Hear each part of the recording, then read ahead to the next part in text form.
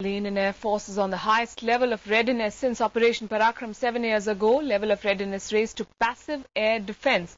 Now, this is the response to heightened perceptions of air attacks on Indian positions or assets. Leave of all key personnel has been cancelled in the Western and Southwestern Air Commands.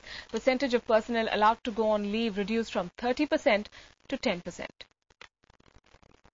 Let's go across to our Associate Editor Defence, Vishal Thapar, for more on this. Vishal, what exactly does passive air defence involve?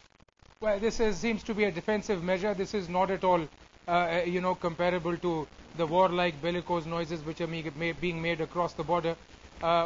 This is possibly the highest level of readiness in anticipation of airstrikes against India. Here, as you are aware, there is a very high level of intelligence alerts against the possibility of a terror attack from the air, even a 9/11 kind of an attack.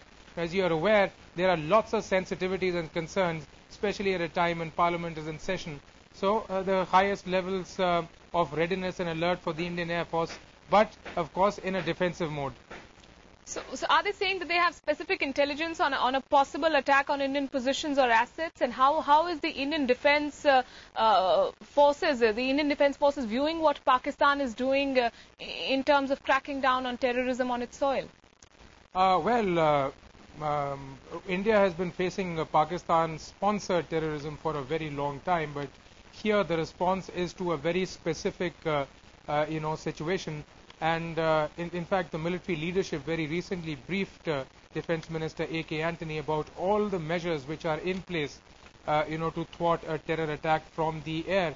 There is a strong possibility, indeed an apprehension of terrorists abusing or exploiting this current situation, perhaps to aggravate tensions between India and Pakistan.